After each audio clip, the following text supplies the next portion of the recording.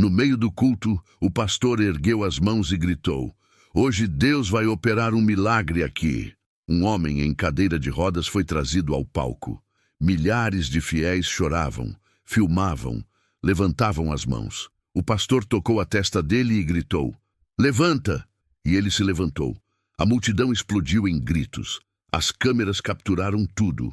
Mas nos bastidores, uma mulher que trabalhava na equipe da igreja observava tudo com o coração apertado. Ela conhecia aquele homem. Ela sabia a verdade. E o que ela descobriu depois mudaria sua vida para sempre. Comente. Isso é fé ou manipulação? Quero saber o que você faria nessa situação. Meu nome é Clara. Tenho 34 anos e trabalho há 6 anos na equipe de comunicação da Igreja Vida Plena, uma das maiores comunidades evangélicas da região metropolitana. Quando entrei lá, eu tinha acabado de sair de um casamento abusivo, estava desempregada e sem rumo. Foi minha irmã quem me levou pela primeira vez. Ela disse que aquele lugar tinha mudado a vida dela, e eu precisava acreditar em alguma coisa. Nos primeiros meses, eu realmente senti que tinha encontrado um lar. As pessoas me acolheram. Eu comecei a servir como voluntária na equipe de mídias sociais. Editava vídeos, postava nas redes, organizava transmissões ao vivo. Eu amava aquilo. Sentia que estava servindo a Deus de verdade. E o pastor Renato Carvalho era o líder mais carismático que eu já tinha conhecido. Ele tinha uma forma de falar que tocava fundo. Ele chorava no púlpito, ele abraçava as pessoas, ele parecia genuíno. Eu via milhares de vidas sendo transformadas, famílias restauradas, vícios sendo vencidos, depressões curadas. Eu testemunhava tudo isso de perto, e aquilo alimentava minha fé. Mas com o tempo, comecei a perceber pequenos detalhes que me incomodavam. O pastor Renato sempre falava muito sobre milagres. Ele dizia que Deus operava maravilhas na nossa igreja porque a fé do povo era grande, e toda semana ele anunciava curas. Alguém com câncer que ficou curado, alguém que largou as muletas, alguém que voltou a enxergar. Eu acreditava, todos acreditávamos, mas eu comecei a notar que alguns desses testemunhos eram sempre gravados, nunca ao vivo. Sempre editados. E quando eu perguntava para a equipe de produção sobre essas pessoas, ninguém sabia dizer onde elas estavam agora. Ninguém tinha contato. Ninguém voltava para dar continuidade ao testemunho. Eu tentei ignorar. Pensei que talvez fosse só minha desconfiança. Talvez eu estivesse sendo negativa demais. Afinal, eu estava ali há anos. Eu conhecia aquelas pessoas. Elas eram sinceras. Ou pelo menos eu achava que eram. Tudo mudou em uma quarta-feira à noite. Era o culto semanal de milagres e maravilhas, um dos cultos mais esperados do mês. O templo estava lotado, mais de 5.000 pessoas, câmeras em todos os ângulos, transmissão ao vivo para mais de 50.000 pessoas online. Eu estava na cabine de controle, coordenando os cortes de câmera, ajustando os ângulos, garantindo que tudo fosse perfeito. O pastor Renato começou a pregar. Ele falou sobre fé, sobre impossíveis, sobre como Deus estava prestes a surpreender alguém ali. Ele disse que havia uma palavra profética para aquela noite, que alguém ia se levantar de uma cadeira de rodas, que Deus ia mostrar seu poder diante de todos. A multidão começou a orar em voz alta, as mãos erguidas, os olhos fechados, lágrimas escorrendo. Eu mesma senti um arrepio, porque naquele momento eu ainda acreditava. E então eles trouxeram um homem ao palco. Ele estava em uma cadeira de rodas. Aparentava ter uns 40 e poucos anos, cabelo grisalho, rosto abatido. Ele parecia frágil. 2 pessoas da equipe de diáconos o empurraram até o centro do palco, bem debaixo dos holofotes. O pastor Renato se aproximou dele, colocou a mão sobre sua cabeça. Começou a orar em voz alta. A multidão explodiu em gritos. Aleluia! Glória a Deus! Eu creio! Eu estava na cabine, alternando entre as câmeras. Câmera 1 no rosto do homem, câmera 2 no pastor, câmera 3 na multidão. Tudo calculado, tudo ensaiado, ou pelo menos era o que eu achava. O pastor gritou: "Em nome de Jesus, eu ordeno, levanta e anda." E o homem se levantou. Ele ficou de pé, deu 2 passos, depois mais 2. E então começou a andar pelo palco, erguendo os braços, sorrindo, chorando. A multidão enlouqueceu, pessoas caíram de joelhos, outras desmaiaram. Houve um caos emocional coletivo. E eu, ali na cabine, com lágrimas nos olhos, captei cada segundo daquilo. Foi lindo, foi poderoso, foi real. Depois do culto, enquanto eu organizava os arquivos de vídeo para editar e postar nas redes sociais, um dos técnicos de som entrou na sala. Ele se chamava Marcelo. Era um cara sério, quieto, que trabalhava ali há mais tempo do que eu. Ele nunca falava muito, mas naquela noite ele me olhou com uma expressão estranha.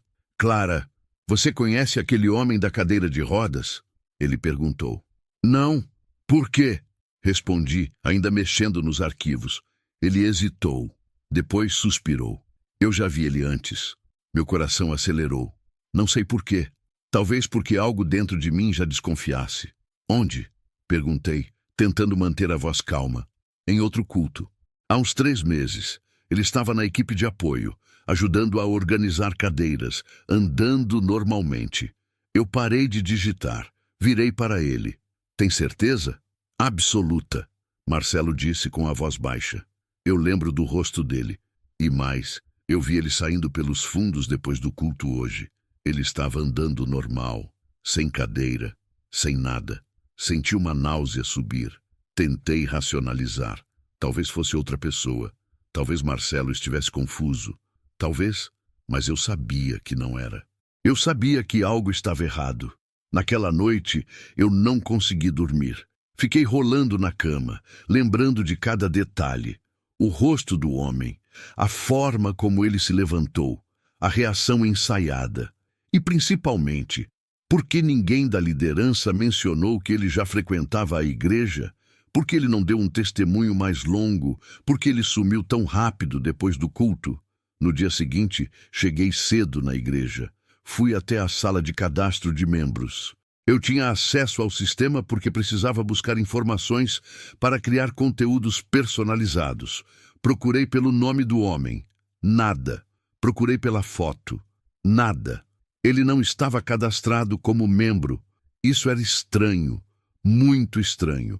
Então, decidi fazer algo que eu sabia que não deveria. Entrei na sala do pastor Renato quando ele não estava lá. Meu coração batia tão forte que eu achei que ia desmaiar. Eu nunca tinha feito nada assim, mas algo dentro de mim precisava saber a verdade. Procurei por papéis, agendas, qualquer coisa. E então, dentro de uma gaveta trancada que eu consegui abrir com uma chave que estava escondida embaixo de um vaso, eu encontrei uma pasta. Dentro dela havia vários envelopes, e em um deles uma lista de nomes, e ao lado de cada nome um valor em dinheiro. Um dos nomes era Ricardo Almeida, Milagre Cadeira de Rodas, 3.000. Minha visão embaçou, minhas mãos tremeram. Eu li de novo, e não conseguia acreditar. Eles pagaram aquele homem. Eles pagaram para ele fingir. Eu fotografei aquela página com meu celular. Minhas mãos tremiam tanto que tive que tirar 3 fotos até conseguir uma nítida. Depois, coloquei tudo de volta exatamente como estava.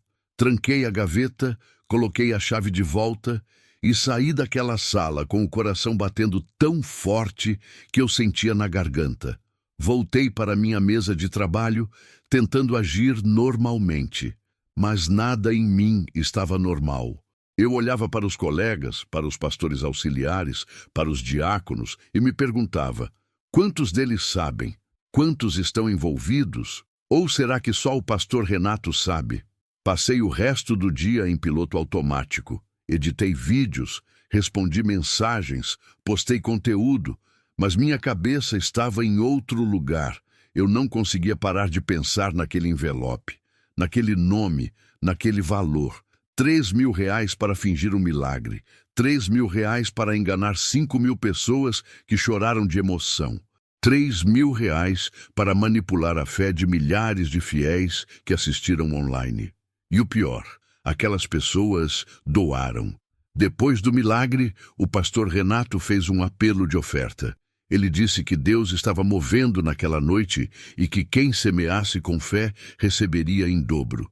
As pessoas correram para os envelopes, depositaram 50, 100, R$ 200. Alguns deram até mais. Eu vi gente tirando dinheiro do bolso, do cartão, fazendo transferências pelo celular. E tudo aquilo foi baseado em uma mentira. Eu me senti suja, cúmplice, porque eu tinha ajudado a transmitir aquilo. Eu tinha editado o vídeo. Eu tinha postado nas redes sociais com a legenda "Deus é fiel, testemunhe o poder do milagre". Milhares de pessoas comentaram, compartilharam, choraram junto. E tudo era falso. Naquela noite, eu liguei para minha irmã. Ela ainda frequentava a igreja, mas não trabalhava lá. Eu precisava falar com alguém, mas quando comecei a contar, ela me cortou. "Clara, você está cansada. Você está vendo coisas onde não existem. O pastor Renato é um homem de Deus. Ele nunca faria isso." Mas eu vi, insisti. Eu vi o documento, o nome do homem, o valor. "E daí?" ela disse com uma irritação crescente. "Talvez seja uma ajuda de custo. Talvez ele tenha recebido porque precisava de dinheiro para tratamento. Você não sabe de tudo, Clara. Não toque no ungido do Senhor." Aquela frase me cortou como uma faca. Não toque no ungido do Senhor. Era a frase que eu tinha ouvido centenas de vezes na igreja. Era a frase usada para calar qualquer questionamento, para proteger qualquer líder, para blindar qualquer erro. E naquele momento eu percebi que eu estava sozinha. Desliguei o telefone e chorei. Chorei de raiva, de frustração, de medo, porque eu não sabia o que fazer. Se eu contasse para alguém da liderança, eles me demitiriam. Se eu tornasse público, ninguém acreditaria em mim. E se eu ficasse calada, eu seria tão culpada quanto eles. Nos dias seguintes, tentei me manter distante. Fiz meu trabalho. Evitei contato com o pastor Renato, mas ele percebeu. Em uma tarde, ele me chamou até a sala dele. "Clara, tudo bem com você?" ele perguntou com aquele sorriso caloroso que eu conhecia tão bem. "Sim, pastor. Tudo ótimo." Menti. Ele me olhou nos olhos e por um breve segundo eu senti que ele sabia. "Você é uma pessoa muito importante para esta casa", ele disse, inclinando-se um pouco para a frente. "Você tem acesso a muitas coisas, muitas informações, e eu confio em você. Mas às vezes, Clara, a gente vê coisas que não entende completamente. E é nesses momentos que a gente precisa ter cuidado, entende?" Meu sangue gelou. Ele sabia que eu tinha visto algo. "Pastor, eu só quero servir a Deus", respondi tentando manter a voz firme. "E você serve." "Maravilhosamente", ele disse, voltando a sorrir. "Mas lembra, Deus age de formas misteriosas. Nem tudo precisa ser entendido. Nem tudo precisa ser questionado. A fé é sobre confiar, não sobre investigar." Saí daquela sala com as pernas bambas. Ele não precisou dizer explicitamente. A mensagem estava clara. Fique calada ou haverá consequências. Mas eu não conseguia. Comecei a observar mais, a prestar atenção nos detalhes. E quanto mais eu olhava, mais eu via. Percebi que antes de cada culto de milagres, o pastor Renato se reunia com um homem que eu não conhecia. Um homem de terno, que não era membro da igreja. Ele chegava discretamente, entrava pela porta dos fundos e ficava trancado na sala do pastor por horas. Um dia, segui esse homem quando ele saiu. Anotei a placa do carro dele, pesquisei na internet e descobri que ele era dono de uma agência de atores. Meu estômago revirou. Não era só um caso isolado, era uma operação planejada, sistemática. Decidi que precisava de mais provas, porque se eu fosse expor isso, precisava ter certeza absoluta. Não podia ser só a minha palavra contra a dele. Então, em um domingo de madrugada, quando a igreja estava vazia, voltei até a sala do pastor. Dessa vez, levei um pendrive. Copiei todos os arquivos que consegui encontrar no computador dele. E-mails, planilhas, contratos. E o que eu encontrei foi muito pior do que eu imaginava. Havia uma pasta chamada Projetos Especiais. Dentro dela, dezenas de documentos. Contratos com atores para simular curas, recibos de pagamento, roteiros detalhados de como cada milagre deveria acontecer, até orientações sobre expressões faciais, timing de emoção e frases que deveriam ser ditas. Havia também uma planilha financeira mostrando o aumento das ofertas após cada milagre encenado. Em média, as doações aumentavam entre 40% e 60% nas semanas seguintes. Aquilo não era fé, era um negócio, um show, um teatro cruel que explorava a esperança de pessoas desesperadas. Eu copiei tudo, salvei em 3 pendrives diferentes, escondi em lugares seguros e então tomei a decisão mais difícil da minha vida. Eu ia expor tudo, mas antes eu precisava falar com alguém que pudesse me ajudar, alguém que tivesse autoridade, alguém de fora da igreja. Foi quando eu procurei um jornalista investigativo. Ele tinha um canal conhecido por expor fraudes. Marquei um encontro, levei as provas, mostrei tudo. Ele ficou em silêncio por longos minutos, depois de ver os documentos. Você sabe o que vai acontecer se você fizer isso, né? Ele disse, sério. Eu sei, respondi. Mas eu não consigo mais viver com isso. Eles vão te destruir, vão dizer que você é uma dissidente, uma traidora, vão inventar mentiras sobre você, vão usar a fé das pessoas como arma contra você. Eu sei, repeti, com a voz embargada, mas se eu não fizer nada, vou me destruir por dentro. Ele respirou fundo. Depois estendeu a mão. Então vamos fazer isso do jeito certo, com cuidado, com provas sólidas, e você vai precisar estar preparada para o que vem. Eu apertei a mão dele, e naquele momento não havia mais volta. As 2 semanas seguintes foram as mais tensas da minha vida. Eu continuava trabalhando na igreja, fingindo que estava tudo normal. Sorria, cumprimentava, editava vídeos, postava nas redes sociais, mas por dentro eu estava me despedaçando. Toda vez que eu via o pastor Renato no púlpito, falando sobre integridade, sobre verdade, sobre o amor de Deus, eu sentia uma revolta crescer dentro de mim. Como ele conseguia? Como ele olhava nos olhos daquelas pessoas e mentia com tanta facilidade? E o pior, as pessoas o amavam. Elas choravam com as pregações dele, elas doavam o dinheiro que mal tinham. Elas traziam os filhos, os pais doentes, os parentes em desespero, acreditando que ali haveria um milagre. Eu via senhoras idosas entregando suas economias, mães solteiras dando o dinheiro que seria para o aluguel, jovens desempregados ofertando na esperança de que Deus os abençoasse financeiramente. E tudo aquilo alimentava uma máquina de mentiras que enriquecia um único homem. Sim, porque eu também descobri isso. O pastor Renato tinha 3 carros importados, uma mansão em um condomínio de luxo, viagens internacionais frequentes com a família. Tudo abençoado por Deus, segundo ele. Mas, na verdade, era abençoado pelas ofertas manipuladas de pessoas que ele enganava sistematicamente. O jornalista, que se chamava Felipe, me orientou a continuar agindo normalmente. Ele disse que precisávamos de mais testemunhas, de mais provas, e principalmente precisávamos encontrar os atores que tinham participado das encenações. Foi aí que começou a parte mais perigosa do plano. Felipe conseguiu o contato do dono da agência de atores. Marcou uma reunião disfarçado como produtor de um evento religioso e gravou tudo. O homem, sem saber que estava sendo filmado, explicou orgulhosamente como funcionava o esquema.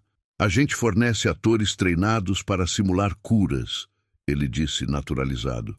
Cadeira de rodas, muletas, cegueira, surdez, o que o cliente precisar.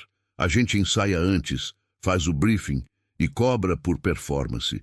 Quanto mais realista, mais caro. Felipe perguntou quantos clientes religiosos ele tinha. Vários. O homem respondeu rindo. Você não imagina quantas igrejas fazem isso. Não é ilegal, entende? É entretenimento, teatro. As pessoas querem ver milagres. A gente entrega o show. Eu assisti àquela gravação e senti vontade de vomitar. Para ele, era só um trabalho. Para o pastor Renato, era um negócio. Mas para aquelas pessoas na igreja, era a esperança delas sendo destruída. Felipe conseguiu também rastrear Ricardo Almeida, o homem da cadeira de rodas. Levou semanas, mas finalmente encontramos um endereço. Eu fui junto. Eu precisava ouvi-lo pessoalmente. Quando batemos na porta, um homem de aparência simples atendeu. Era ele. Eu reconheci imediatamente. Ele nos olhou desconfiado. "O que vocês querem?" perguntou, já querendo fechar a porta. "Só conversar", Felipe disse calmamente. "Sobre o trabalho que você fez na Igreja Vida Plena." O rosto dele mudou. Ficou pálido. "Eu não sei do que vocês estão falando." "Ricardo", eu disse, dando um passo à frente. "Eu trabalhava lá, eu vi tudo. Eu sei que você foi pago. E eu não estou aqui para te julgar. Eu só quero a verdade." Ele hesitou. Olhou para os lados, como se estivesse verificando se alguém estava vendo. Depois, suspirou fundo e nos deixou entrar. Dentro da casa simples, ele nos contou tudo. Ricardo era ator desempregado. Ele tinha trabalhado em algumas peças de teatro, figurações em novelas, mas estava passando por dificuldades financeiras. Quando a agência o chamou para fazer aquele trabalho especial, ele aceitou sem pensar muito. Eles me disseram que era só uma performance. Ele explicou com a voz baixa que a igreja queria criar um momento inspirador, que ninguém se machucaria. Eu precisava do dinheiro. Minha esposa estava doente. Eu tinha contas atrasadas, então eu aceitei.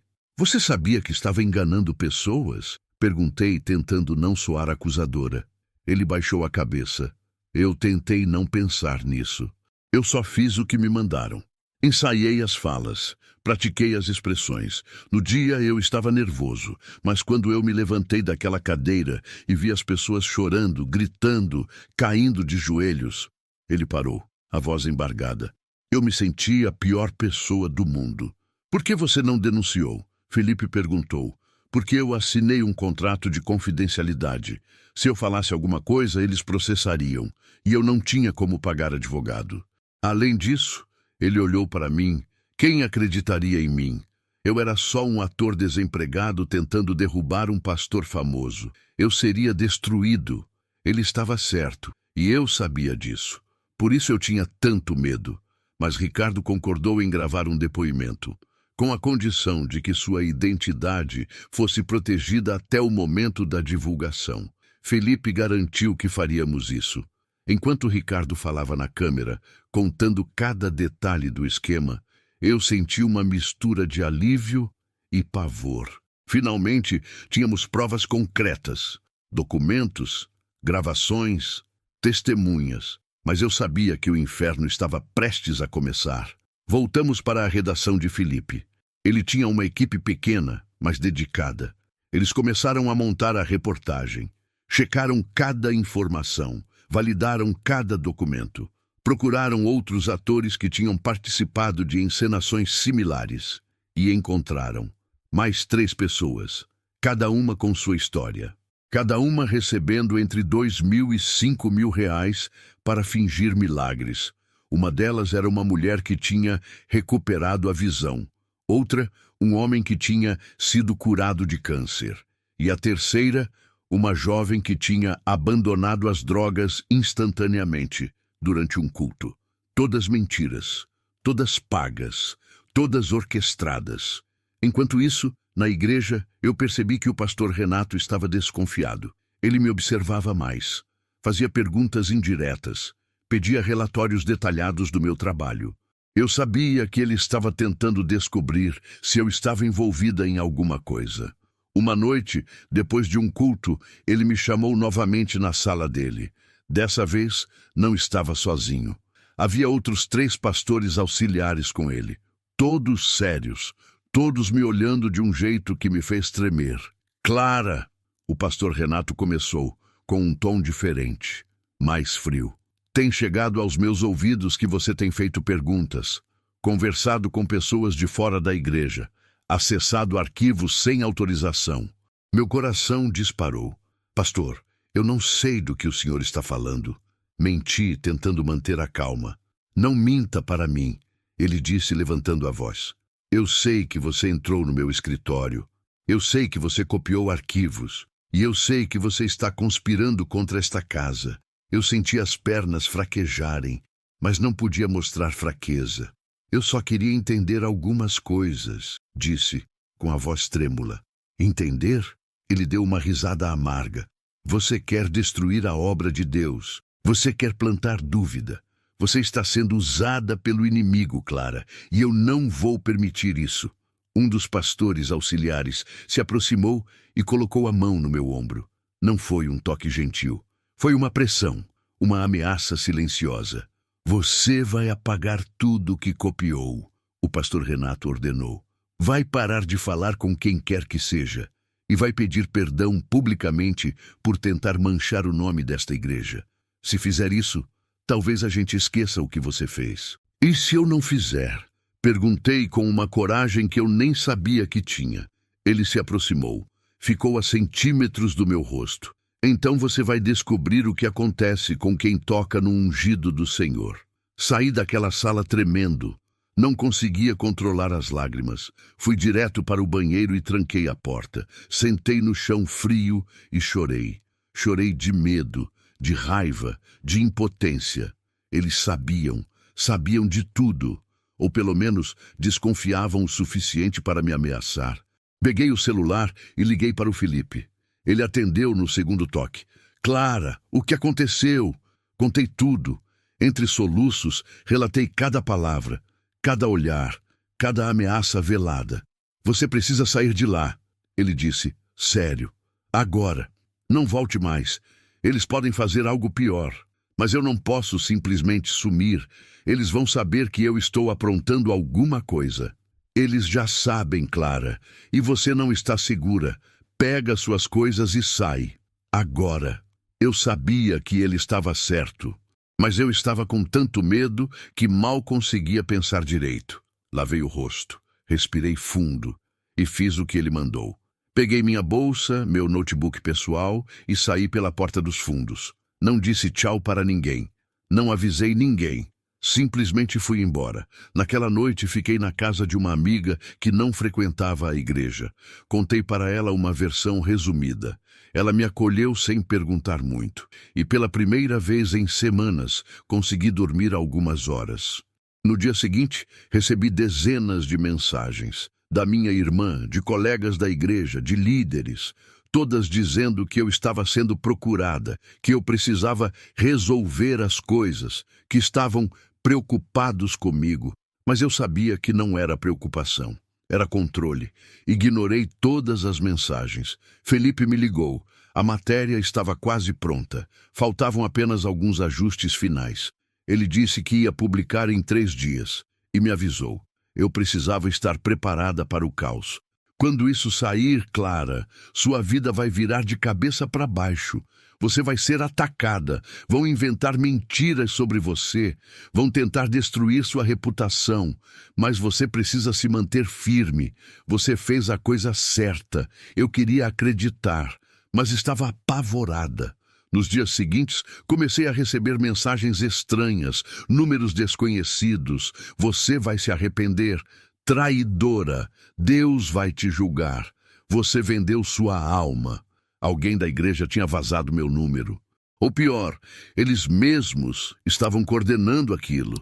Bloqueei tudo, mas as mensagens não paravam. E então, na véspera da publicação da matéria, algo pior aconteceu. Minha irmã apareceu na casa onde eu estava. Ela estava furiosa. "O que você fez, Clara?" Ela gritou assim que eu abri a porta. "Eu fiz o que era certo", respondi, tentando manter a calma. "Certo? Você está destruindo a igreja, está destruindo o pastor, está colocando dúvida na cabeça de milhares de pessoas. Eu estou expondo a verdade", gritei de volta. "Eles estão mentindo, eles estão enganando todo mundo. Você não sabe de nada." ela disse com lágrimas escorrendo. O pastor Renato mudou minha vida. Ele me salvou. E agora, você quer manchar o nome dele com mentiras? Não são mentiras. Eu tenho provas. Tentei explicar. Provas? Você roubou arquivos. Você invadiu a privacidade dele. Você é uma criminosa, Clara. Aquilo me cortou fundo. Minha própria irmã me chamando de criminosa. Então você prefere viver em uma mentira? Prefere continuar sendo enganada? Ela me olhou com desprezo. Eu prefiro ter fé, coisa que você perdeu. E saiu batendo a porta. Eu desmoronei. Sentei no chão e chorei até não ter mais lágrimas, porque eu sabia que aquilo era só o começo. Se minha própria irmã reagiu assim, como seria com os outros? No dia da publicação, eu estava na redação do Felipe. A matéria foi ao ar às 18 horas. Vídeo completo, documentos, entrevistas, depoimentos dos atores, gravação da agência, tudo. O título era Pastor de mega igreja é acusado de pagar atores para simular milagres e aumentar a arrecadação.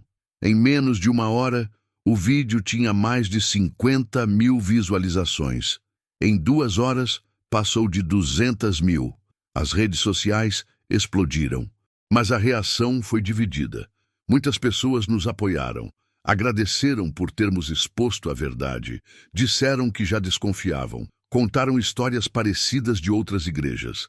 Mas muitas outras nos atacaram, ferozmente. Isso é perseguição religiosa. Satanás usando a mídia para destruir a obra de Deus. Clara é uma traidora possuída. Esse jornalista vai arder no inferno. Minha foto foi vazada. Meu nome completo. Meu endereço antigo. Tudo exposto. Eu me tornei um alvo. A Igreja Vida Plena emitiu uma nota oficial naquela mesma noite. O pastor Renato apareceu em um vídeo, chorando, dizendo que estava sendo caluniado, que aqueles documentos eram falsos, que os atores estavam mentindo por dinheiro, que eu era uma ex-funcionária ressentida que tinha sido demitida por má conduta. Tudo mentira. Mas as pessoas acreditaram. Milhares de fiéis da igreja fizeram campanhas online em defesa dele, criaram hashtags, organizaram vigílias, fizeram correntes de oração contra os ataques do inimigo. E eu, que tinha sacrificado tudo para expor a verdade, me tornei a vilã. Recebi ameaças de morte. Precisei mudar de endereço. Perdi amigos. Perdi minha família. Minha irmã bloqueou meu número. Minha mãe disse que eu estava envergonhando a família. Houve dias em que eu me arrependi, dias em que pensei, valeu a pena? Mas então começaram a aparecer outras vítimas. Pessoas que tinham doado tudo o que tinham acreditando nos milagres falsos. Famílias que tinham se endividado. Pessoas que tinham adiado tratamentos médicos acreditando que seriam curadas por fé. Uma mulher me procurou. Ela tinha um filho com câncer. Depois de ver um milagre de cura na igreja, ela parou o tratamento dele, acreditando que Deus o curaria da mesma forma. O menino morreu 3 meses depois. Ela chorou no meu ombro e disse: obrigada por expor isso, mesmo que tarde demais para mim. Foi nesse momento que eu soube que tinha feito a coisa certa, mesmo custando tudo. O Ministério Público abriu uma investigação. A Receita Federal começou a auditar as finanças da igreja. Outros atores começaram a falar. A agência foi exposta e, aos poucos, a verdade começou a vir à tona. Mas o pastor Renato continuou negando, continuou pregando, continuou arrecadando. Porque, no final das contas, para muitas pessoas, a mentira confortável é mais fácil de aceitar do que a verdade dolorosa. E eu aprendi isso da pior forma possível. Hoje, meses depois, ainda recebo mensagens de ódio. Ainda sou chamada de traidora. Ainda carrego a marca de ser aquela que traiu a igreja. Mas eu também recebo mensagens de pessoas que saíram de igrejas abusivas. Pessoas que abriram os olhos. Pessoas que começaram a questionar, a investigar, a não aceitar cegamente. E é por elas que eu sigo. Porque a verdade dói, mas a mentira destrói. E eu prefiro carregar a dor da verdade do que o peso da cumplicidade. Nos meses seguintes à publicação da matéria, minha vida se transformou em uma batalha constante. Eu não tinha mais emprego, não tinha mais igreja, não tinha mais família próxima. Estava sozinha, vivendo da ajuda de amigos e fazendo pequenos trabalhos freelance para sobreviver. Mas enquanto eu lutava para reconstruir minha vida, o caso continuava ganhando proporções imensas. A investigação do Ministério Público trouxe à tona muito mais do que eu imaginava. Não eram apenas os milagres falsos. Havia um esquema muito maior: desvio de dízimos e ofertas, empresas fantasmas em nome de familiares do pastor, imóveis comprados com dinheiro da igreja registrados em nome de laranjas, lavagem de dinheiro, sonegação fiscal. O império do pastor Renato Carvalho estava desmoronando. Mas ele não ia cair sozinho. Em uma tarde, recebi uma ligação de um número desconhecido. Hesitei, mas atendi. Clara? Uma voz masculina, trêmula. Quem é? Meu nome é Daniel. Eu era pastor auxiliar na Igreja Vida Plena. Eu preciso falar com você. Meu coração acelerou. Eu não sabia se era uma armadilha ou uma oportunidade. Sobre o quê? Perguntei, cautelosa. Sobre tudo. Sobre o que realmente acontece lá. Eu não aguento mais carregar isso sozinho.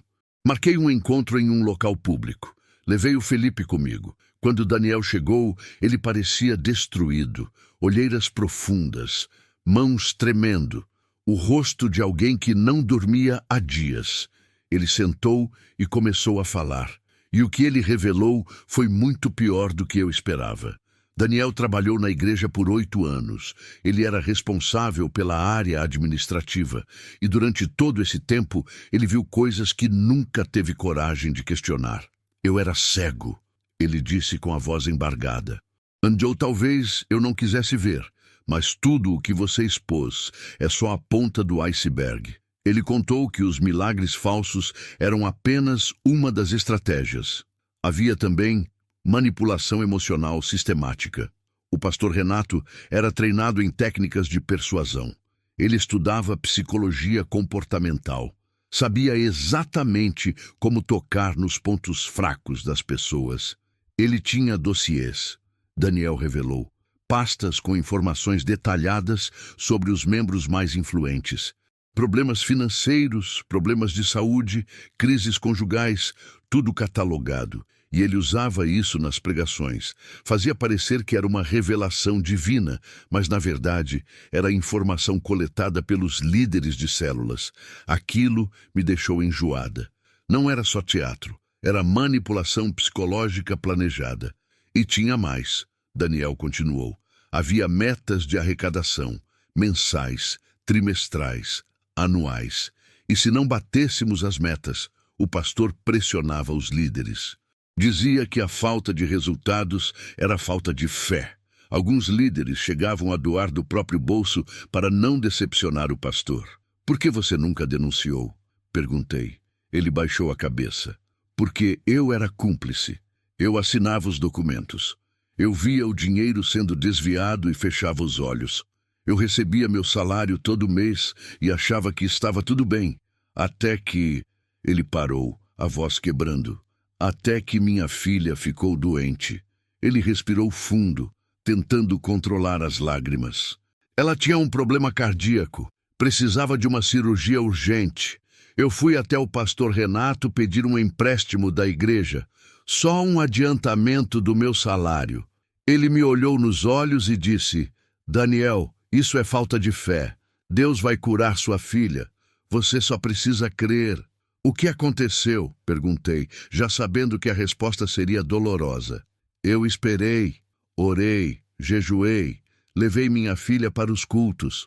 O pastor orou por ela várias vezes, mas ela só piorava. Até que uma noite ela teve uma parada cardíaca. Conseguimos socorrer a tempo, mas os médicos disseram que se eu não fizesse a cirurgia imediatamente, ela morreria. E aí, eu vendi meu carro. Peguei empréstimo com agiotas, fiz a cirurgia, ela sobreviveu, mas eu fiquei endividado. E quando voltei à igreja, sabe o que o pastor Renato disse? Eu balancei a cabeça. Ele disse que eu tinha falhado no teste de fé, que se eu tivesse confiado em Deus, ele teria feito o milagre. Mas como eu recorri à medicina, eu demonstrei incredulidade.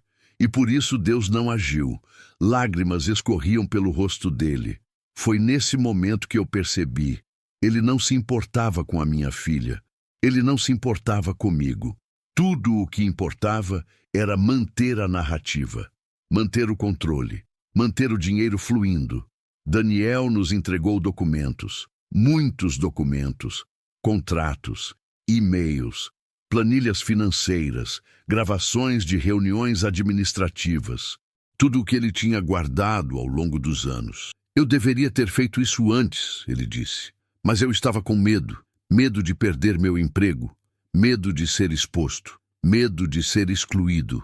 Mas depois que vi sua coragem clara, eu soube que eu não podia mais ficar em silêncio. Aquelas provas foram entregues ao Ministério Público e aceleraram ainda mais a investigação. Mas enquanto isso, o pastor Renato contra-atacava. Ele contratou uma equipe de advogados caríssimos, processou o Felipe por difamação, me processou por invasão de privacidade e roubo de documentos, processou a emissora que divulgou a matéria. Ele estava usando o sistema judicial para tentar nos calar. E funcionou, em parte. Alguns veículos de comunicação ficaram com medo de repercutir a história. Outros deram espaço para a versão do pastor, criando uma falsa simetria entre verdade e mentira. Mas o que ele não esperava era que suas próprias vítimas começassem a falar.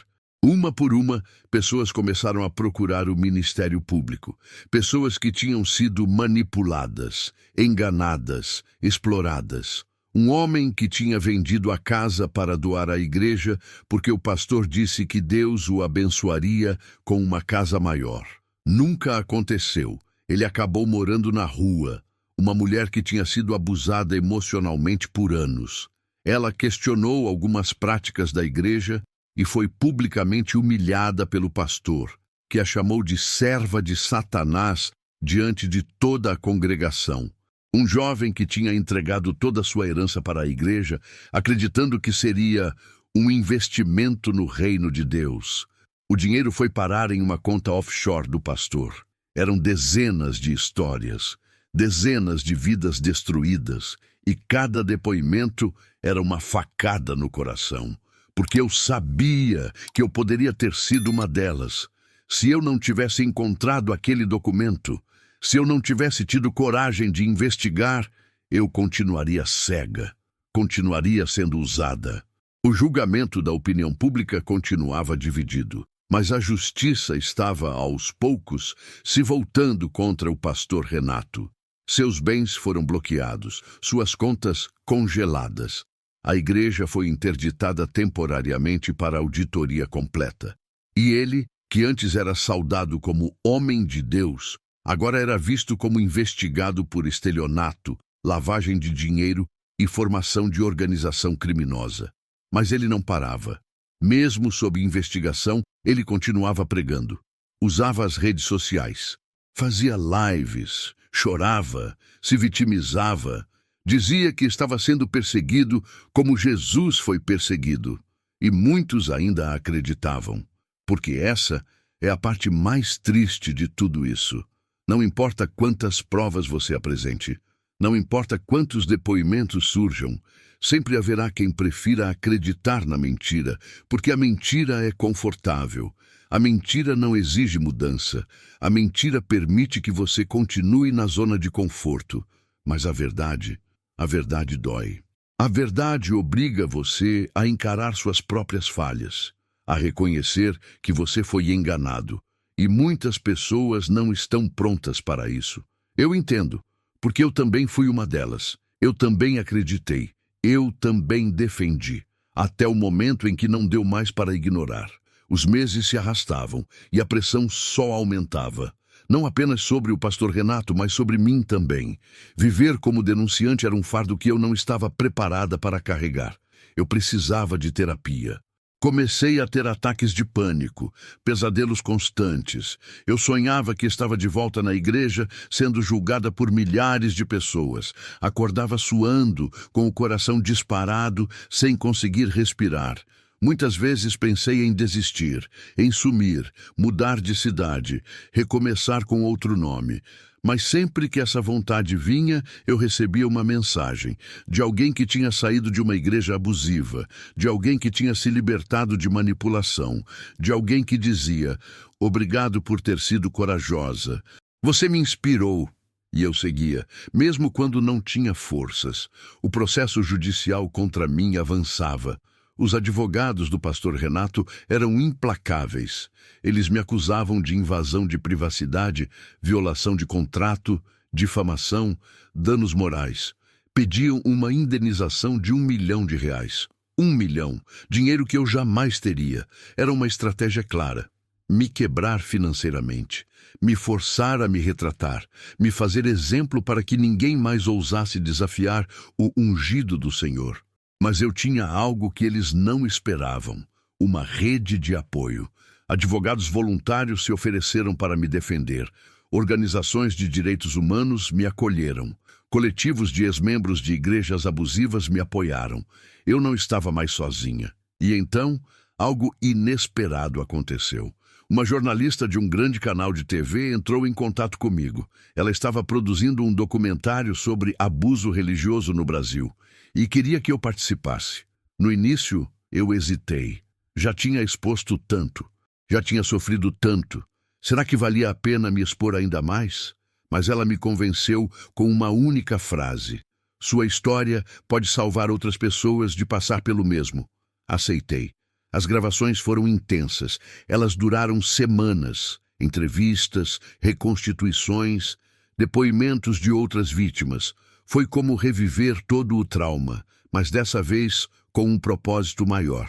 Durante as gravações, conheci outras pessoas que tinham passado por situações similares. Não apenas na Igreja Vida Plena, mas em dezenas de outras igrejas pelo país. Era um padrão. Um sistema de manipulação que se repetia em diferentes lugares, com diferentes líderes, mas sempre com as mesmas táticas. Uma dessas pessoas era Sandra. Ela tinha sido membro de uma igreja neopentecostal por 15 anos. Lá, ela foi convencida a entregar seu salário inteiro todos os meses. Dízimo de 100%, eles chamavam. Ela vivia de doações de familiares, enquanto o pastor ostentava carros de luxo. Outra era João. Ele tinha sido líder de jovens. Descobriu que o pastor estava tendo um caso extraconjugal com uma das fiéis. Quando denunciou, foi expulso da igreja e difamado publicamente. Perdeu todos os amigos, perdeu a noiva, perdeu sua comunidade. Cada história era uma facada, mas também era uma confirmação. Eu não estava louca, eu não estava exagerando. O que eu tinha exposto era real. E era muito mais comum do que as pessoas imaginavam. O documentário foi ao ar em horário nobre. Teve repercussão nacional. Políticos começaram a falar sobre a necessidade de regulamentação de instituições religiosas. Especialistas debatiam sobre os limites da liberdade religiosa. A sociedade estava finalmente começando a enxergar o problema. Mas, como esperado, houve reação. Líderes religiosos de diversas denominações se uniram em defesa do pastor Renato. Não porque concordavam com o que ele fez, mas porque temiam que a exposição abrisse precedente para investigações em suas próprias igrejas. Eles organizaram manifestações, criaram campanhas nas redes sociais, pressionaram políticos, chamavam aquilo de ataque à liberdade religiosa e perseguição aos cristãos. Mas a verdade é que não era sobre fé, era sobre poder, era sobre dinheiro, era sobre manter um sistema que beneficiava poucos às custas de muitos. Enquanto isso, o Ministério Público seguia com as investigações. E, finalmente, depois de quase um ano, veio a acusação formal. Pastor Renato Carvalho foi denunciado por estelionato qualificado, lavagem de dinheiro, falsidade ideológica, formação de organização criminosa e crimes contra a ordem tributária. A Justiça determinou a prisão preventiva. Quando vi a notícia, eu não senti alegria, nem vingança. Senti um alívio profundo e uma tristeza imensa. Porque aquele homem podia ter usado sua influência para o bem. Ele tinha o dom da oratória, tinha carisma, tinha acesso a milhares de pessoas que confiavam nele. Ele podia ter transformado vidas de verdade, mas escolheu o caminho da ganância. E agora estava preso. Mas o que mais me impactou foi a reação da igreja, mesmo com todas as provas, mesmo com a prisão, mesmo com tudo exposto, ainda havia um grupo fiel de seguidores que o defendia. Eles organizaram vigílias na frente da delegacia. Cantavam hinos, oravam, chamavam a prisão de martírio, comparavam o pastor a apóstolos perseguidos. E naquele momento eu entendi algo importante. Eu não poderia salvar todo mundo. Não poderia convencer quem não queria ver. Meu papel era expor a verdade. O que cada um faria com ela era uma escolha individual. Algumas semanas depois, recebi uma mensagem inesperada. Era da minha irmã. Clara, preciso falar com você. Meu coração disparou. Desde que tudo começou, ela tinha cortado contato comigo completamente. Bloqueou o meu número, me apagou das redes sociais. Disse para a família que eu era uma traidora. Marquei um encontro. Estava apreensiva. Quando a vi, ela estava diferente, magra, olheiras profundas, o olhar cansado. Nos sentamos em silêncio por alguns minutos, até que ela começou a falar. Eu te devo um pedido de desculpas, ela disse com a voz embargada. Você não precisa... Eu preciso, ela interrompeu. Eu te chamei de traidora. Eu te abandonei. Eu acreditei nele ao invés de acreditar em você. E eu estava errada. Lágrimas começaram a descer pelo seu rosto. Depois que tudo veio à tona, eu continuei defendendo ele. Eu achava que era um teste de fé, que Deus estava nos provando. Mas aí... Ela parou, respirando fundo. Aí eu comecei a lembrar de coisas que eu ignorei, coisas que eu justifiquei. E percebi que você estava certa o tempo todo. Ela pegou minha mão. Eu sinto muito, Clara. Sinto muito por não ter acreditado em você. Sinto muito por ter te julgado. E sinto muito por ter demorado tanto para enxergar a verdade. Eu chorei. Chorei de alívio. Chorei de dor. Chorei porque finalmente alguém que eu amava tinha voltado. Passamos horas conversando. Ela me contou como foi difícil aceitar que tinha sido enganada. Como foi doloroso perceber que tinha dedicado anos de sua vida, seu dinheiro, sua energia para algo construído sobre mentiras. Eu me sinto uma idiota, ela disse. Você não é idiota, respondi. Você é humana e humanos confiam, humanos acreditam. E às vezes essa confiança é traída. Não é sua culpa, mas eu deveria ter percebido antes. Talvez, mas percebeu agora. E isso é o que importa. Nós nos abraçamos, e naquele abraço eu senti que algo dentro de mim começava a se curar. Nos meses seguintes, outras pessoas da igreja começaram a sair. Algumas me procuraram pedindo desculpas. Outras simplesmente sumiram, envergonhadas demais para encarar o que tinham defendido. A igreja Vida Plena entrou em colapso. Sem o pastor, sem credibilidade, sem dinheiro, ela fechou as portas. O prédio foi leiloado para pagar dívidas. Os funcionários foram demitidos. E aquele império que parecia inabalável simplesmente desmoronou. Mas o mais importante, as pessoas começaram a despertar, a questionar, a não aceitar tudo cegamente. E esse, talvez, tenha sido o maior legado de toda essa dor. 2 anos se passaram desde o dia em que Clara decidiu expor a verdade. 2 anos de batalhas judiciais, ameaças, reconstrução pessoal e, finalmente, alguma paz. O julgamento do pastor Renato Carvalho estava marcado. Seria o desfecho de uma história que abalou milhares de vidas. Clara acordou naquela manhã com o coração apertado. Era o dia em que ela teria que estar presente no tribunal, testemunhar mais uma vez, reviver tudo o que tinha tentado superar. Ela se olhou no espelho e viu uma mulher diferente, mais forte, mais madura, marcada pela dor, mas não quebrada por ela. Ela colocou uma roupa simples, mas digna, pegou sua bolsa, respirou fundo e saiu de casa. No caminho para o fórum, ela lembrou de tudo, do primeiro dia na igreja, das pessoas que conheceu, da fé que teve, do momento em que tudo desmoronou, das noites de choro, das ameaças, das perdas, mas também das vitórias, das pessoas que ela ajudou, das vidas que foram salvas por sua coragem.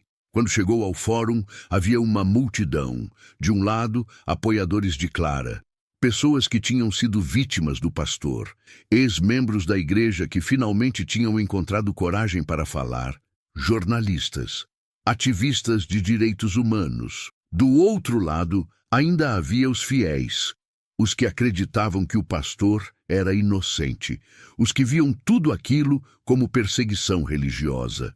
Clara entrou pela porta lateral, evitando o confronto. Dentro do tribunal, o clima era tenso. O pastor Renato estava lá, vestindo um terno sóbrio, com uma expressão serena. Ele não parecia um homem que tinha arruinado vidas. Ele parecia calmo, confiante, como se ainda acreditasse que sairia impune. O juiz entrou, todos se levantaram, e o julgamento começou. A acusação apresentou as provas, documentos, contratos com a agência de atores, planilhas financeiras mostrando desvios, gravações, depoimentos de vítimas, tudo meticulosamente organizado. A defesa tentou desqualificar tudo. Disse que os documentos eram falsificados, que as testemunhas estavam mentindo por dinheiro, que Clara era uma ex-funcionária ressentida, que o pastor era vítima de uma conspiração, mas as provas eram irrefutáveis. Um por um, os atores que participaram das encenações subiram ao banco das testemunhas. Ricardo Almeida, o homem da cadeira de rodas, falou. Sua voz tremia, mas ele foi firme. Ele contou cada detalhe. Como foi contratado, como foi ensaiado, como recebeu o pagamento. A defesa tentou intimidá-lo, fez perguntas agressivas, tentou confundi-lo, mas ele não vacilou. Depois foi a vez de outras vítimas. A mulher cujo filho morreu porque ela parou o tratamento de câncer, acreditando em um milagre falso. Ela chorou ao contar sua história. O tribunal inteiro ficou em silêncio. Até o pastor Renato baixou a cabeça. Houve o depoimento do homem que vendeu a casa, da mulher que foi humilhada publicamente, do jovem que perdeu sua herança. Cada história era mais dolorosa que a outra. E então foi a vez de Clara. Ela subiu ao banco das testemunhas com as pernas trêmulas, mas com a cabeça erguida. O promotor a questionou. Ela contou sua história, como descobriu o esquema, como tentou denunciar, como foi ameaçada, como perdeu tudo. A defesa tentou atacá-la, chamou-a de invasora, de ladra, de mentirosa. Mas Clara não se abalou. Ela respondeu cada pergunta com firmeza, com dignidade, com a verdade. Quando terminou, ela olhou diretamente para o pastor Renato. Ele desviou o olhar. Naquele momento, Clara soube que ela tinha vencido, não no sentido de vingança, mas no sentido de que a verdade tinha prevalecido. Ela tinha feito o que era certo, e agora a justiça seguiria seu curso. O julgamento durou 3 dias. No último dia, foi a vez do próprio pastor Renato se defender. Ele subiu ao banco e começou a falar. Sua voz era a mesma, carismática, envolvente. Ele negou tudo. Disse que era inocente, que estava sendo perseguido por forças espirituais das trevas, que aquilo era um teste de fé. Algumas pessoas na plateia choraram, outras balançaram a cabeça em desaprovação. O promotor o questionou, mostrou as provas, confrontou-o com os documentos, com os depoimentos, com as gravações. E pela primeira vez, o pastor Renato hesitou. Sua máscara começou a cair. Ele tentou se justificar. Disse que, às vezes, é preciso encenar fé para aumentar a fé dos outros. Que o fim justifica os meios. Que Deus usa métodos diferentes. Aquelas palavras ecoaram pelo tribunal e selaram seu destino. O juiz pediu um intervalo. As partes aguardaram ansiosas. Clara estava exausta. emocionalmente esgotada, mas ela precisava estar ali, precisava ver o final. Após 2 horas, o juiz retornou. Todos se levantaram e ele começou a ler a sentença. Diante das provas apresentadas, dos depoimentos colhidos, das evidências documentais, esta corte considera o réu culpado pelos crimes de estelionato qualificado, lavagem de dinheiro, falsidade ideológica e organização criminosa. A plateia explodiu. Gritos de comemoração de um lado, choro de lamento do outro. O juiz continuou. O réu é condenado a 18 anos de reclusão em regime fechado, além do pagamento de indenizações às vítimas e devolução dos valores desviados. 18 anos. Clara sentiu as lágrimas escorrerem, não de alegria pela prisão, mas de alívio, de fechamento, de justiça. O pastor Renato foi algemado. Ele olhou para trás, para os fiéis que ainda estavam lá. Alguns choravam, outros viraram o rosto. Ele foi levado, e pela primeira vez ele pareceu pequeno, frágil, humano. Do lado de fora do tribunal, Clara foi cercada por jornalistas. Câmeras, microfones, perguntas aos montes. Ela respirou fundo e deu uma declaração curta. Hoje não é um dia de comemoração, é um dia de justiça. Muitas pessoas foram feridas, muitas vidas foram destruídas, e nenhuma sentença pode trazer de volta o que foi perdido. Mas espero que isso sirva de alerta. Questionar não é falta de fé. Investigar não é traição. Exigir transparência não é pecado. E nenhum líder, por mais carismático que seja, está acima da verdade. As palavras de Clara se espalharam pelas redes sociais. Viralizaram. Foram compartilhadas milhões de vezes e tocaram pessoas em todo o país. Nos dias seguintes, outras igrejas começaram a ser investigadas. Outras vítimas começaram a denunciar. O caso do pastor Renato não foi um caso isolado. Foi o estopim de um movimento muito maior. Clara recebeu propostas de trabalho, de ONGs, de organizações de direitos humanos, até de universidades que queriam que ela palestrasse sobre manipulação religiosa. Ela aceitou algumas, porque ela percebeu que sua história tinha um propósito. Ela podia ajudar outras pessoas a identificar sinais de abuso, a não se calarem, a não terem medo de questionar. Mas ela também precisava se curar, precisava reconstruir sua vida, sua fé, sua identidade. 6 meses após o julgamento, Clara estava sentada em um pequeno café no centro da cidade. Ela havia aceitado um convite para palestrar em uma universidade sobre ética e transparência em instituições religiosas. Mas antes disso, tinha marcado um encontro importante. Daniel, o ex-pastor auxiliar que também denunciou o esquema, chegou acompanhado de sua filha. A menina estava saudável, sorridente. Clara sentiu um calor no peito. Aquela criança estava viva, e de certa forma, a coragem de Daniel em romper o silêncio tinha salvado não apenas ela, mas muitas outras pessoas. "Como você está?" Daniel perguntou enquanto se sentava. "Melhor", Clara respondeu com um sorriso sincero. "Ainda em processo, ainda curando, mas melhor." "Eu também", ele disse. "Consegui um emprego novo. Estou frequentando uma igreja pequena, tranquila, onde ninguém pede dinheiro o tempo todo, e estou reaprendendo o que é fé sem manipulação." "Isso é tudo o que a gente pode fazer", Clara disse. "Reaprender, reconstruir e tentar não perder a esperança." Eles conversaram por horas, compartilharam dores, compartilharam vitórias, compartilharam a sensação de que, apesar de tudo, tinham feito a coisa certa.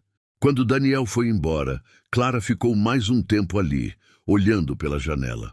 Ela pensou em tudo o que tinha vivido, em tudo o que tinha perdido, mas também em tudo o que tinha ganho. Ela tinha perdido uma igreja, mas tinha encontrado a si mesma. Tinha perdido amigos falsos, mas tinha encontrado aliados verdadeiros. Tinha perdido a ilusão, mas tinha ganho a verdade. E essa troca, por mais dolorosa que tivesse sido, valia a pena. Nos meses seguintes, Clara se tornou uma voz importante no debate sobre abuso espiritual no Brasil. Ela participou de painéis, escreveu artigos, deu entrevistas, sempre com o mesmo propósito: alertar, educar, empoderar. Ela criou um grupo de apoio para ex-membros de igrejas abusivas, um espaço seguro onde pessoas podiam compartilhar suas histórias sem julgamento, onde podiam curar juntas, e muitas vidas foram transformadas ali. Uma das participantes era uma jovem chamada Letícia. Ela tinha 22 anos e tinha sido membro de uma igreja pentecostal desde criança. Lá, ela foi ensinada que questionar era pecado, que duvidar era falta de fé, que obedecer cegamente era virtude. Quando ela assistiu ao documentário sobre o caso do pastor Renato, algo dentro dela despertou. Ela começou a perceber padrões na própria igreja, começou a questionar, e quando fez isso, foi expulsa. Letícia chegou ao grupo de Clara destruída, sem família, sem amigos, sem estrutura. Mas ao longo dos meses, com apoio, terapia e acolhimento, ela começou a se reconstruir. E hoje, ela também ajuda outras pessoas que passam pelo mesmo. Histórias como a de Letícia eram o combustível de Clara. Cada vida restaurada era a prova de que sua luta não tinha sido em vão. Mas nem tudo eram flores. Clara ainda recebia ameaças ocasionais. Ainda havia grupos online dedicados a difamá-la. Ainda havia pastores que a usavam como exemplo do que acontece quando você toca no ungido do Senhor. Mas ela aprendeu a lidar com isso. Aprendeu que não podia controlar o que diziam sobre ela, só podia controlar suas próprias ações. E suas ações eram guiadas por um princípio simples: a verdade liberta. Em um domingo, Clara decidiu visitar uma igreja, não uma mega igreja, não um templo luxuoso, mas uma pequena comunidade em um bairro periférico. Ela estava curiosa, queria ver se ainda conseguia sentir algo. Quando entrou, foi recebida com um sorriso simples. Não havia holofotes, não havia câmeras. Não havia apelos financeiros manipuladores, apenas pessoas reunidas para cantar, orar e compartilhar a vida. O pastor, um senhor de uns 60 anos, pregou sobre amor ao próximo, sobre justiça, sobre cuidar dos mais fracos, e não pediu um centavo. Clara chorou, porque ela percebeu que a fé verdadeira ainda existia. Ela só tinha sido ofuscada pelos charlatães. Mas ainda havia pessoas genuínas, ainda havia comunidades saudáveis, ainda havia esperança. Após o culto, o pastor se aproximou dela. "Você é a Clara, não é?" Ele perguntou gentilmente. Ela assentiu, um pouco apreensiva. "Eu queria agradecer", ele disse, estendendo a mão. "O que você fez foi corajoso e necessário. Por causa de pessoas como você, nós, pastores verdadeiros, podemos continuar fazendo nosso trabalho com mais credibilidade. Você limpou a casa, e isso é sagrado." Clara apertou a mão dele com lágrimas nos olhos. "Obrigada." Foi tudo o que conseguiu dizer. Naquele dia, algo dentro de Clara se curou um pouco mais.